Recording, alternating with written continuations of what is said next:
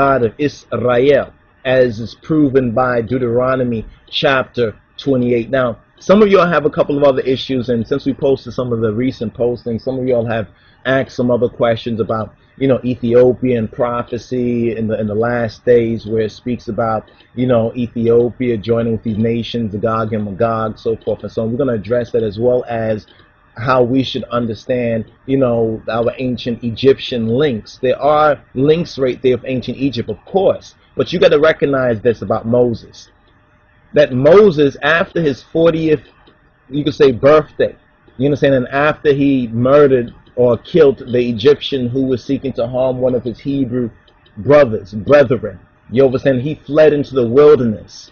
Both so-called Jewish Talmudic legends and stories on one hand, we're just presenting all the facts, the proof that we can. You understand that the Talmud even states that Moses went to Ethiopia, and Moses was a general in Ethiopia.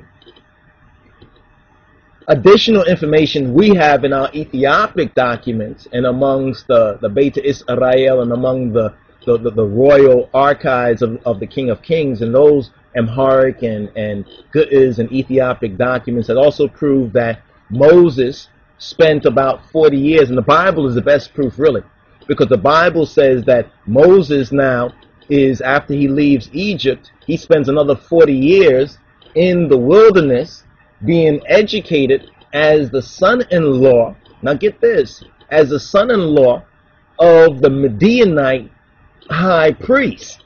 Now, Midianites are descendants of Abraham by Abraham's third wife, Keturah or Keturah in the Bible. So now we have Moses being educated, you understand, in Ethiopia, you understand, by an Ethiopian as well as a Midianite high priest named Jethro. Now it's very interesting because we know that the roots actually of ancient Egypt come out of Ethiopia.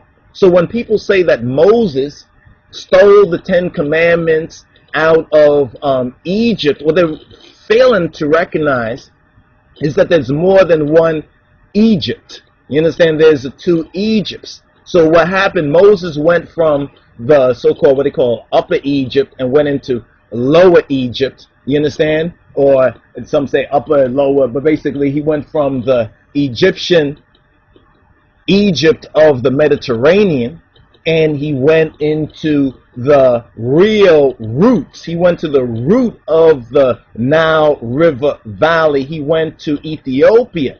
And when Moses went to Ethiopia, and during his education under the Midianite high priest, under Jethro in the Bible, this is where he discovered the truth and recognized that his people were in a religious, psychological bondage and mind control, you understand, in this Egypt, which is much similar to the mind control that many black folks are in this spiritual Egypt today.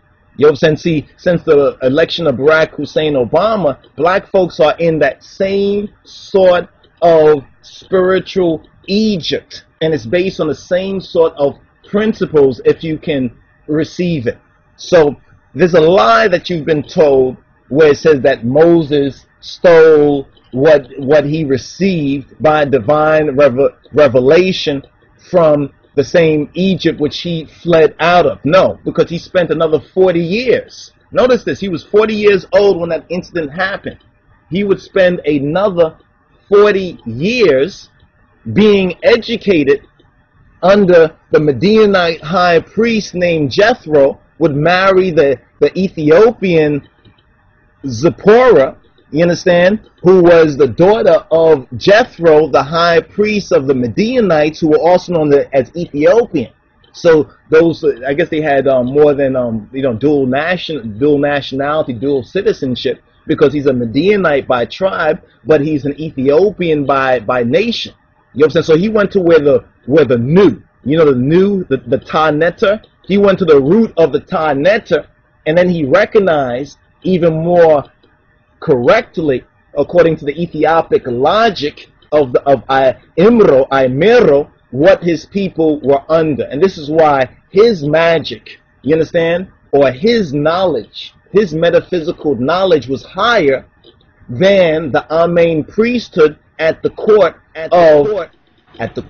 of the Ha-Sultan or the Per-On, Pharaoh's courts, or the house of the king, the Sultan, the Ha-Sultan or the Per-On, the great house. Pharaoh, they'll say the Pharaoh, but we'll touch on that a little bit more in detail in the forward. So that's the reason why Moses, you understand, Moses had a higher knowledge, because he went to the root. Moses was more knowledgeable. You have to remember the differences between the Egypt that he came out of.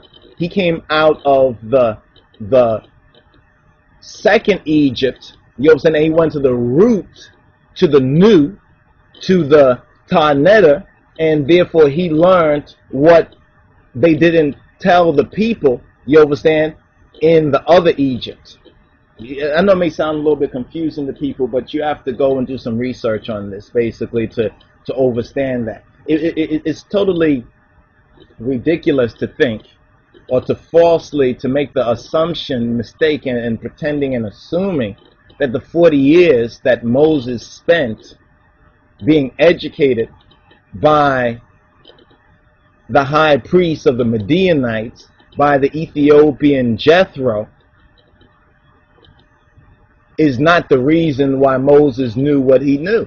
That means he went into Ethiopia, you understand, as the Talmud states, as Ethiopic documents states, as other researchers and scholars have found the evidence that Moses must have spent time in Ethiopia, because he did spend time in Ethiopia in the root.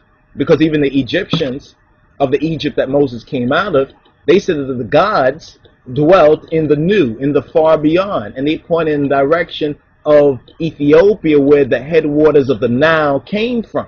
And this is where Moses would spend another 40 years. You understand? It's almost like being a so-called, you're born into a Christian, say, family, right? Say here in America. So you're born into white supremacy Christianity, even though the root of it comes out of the East and comes out of Africa, but you're used to Christianity in the Eurocentric form, in that form, and for the different denominations and everything. And then you happen to go to where Christianity really came from. You understand? And then you start to learn about, say, Ethiopian Christianity and the roots of Ethiopia and the Bible. And you begin to recognize, well, how did this other Christianity I believed to be the true Christianity, how did this come about? And then you start to study and see exactly in the historical stages and ages what happened and how the truth was watered down, how the truth was twisted and distorted, so forth and so on. Now, you come back from the East, because now you have found out the truth of it. You know what I'm saying? So the truth that you know would be higher.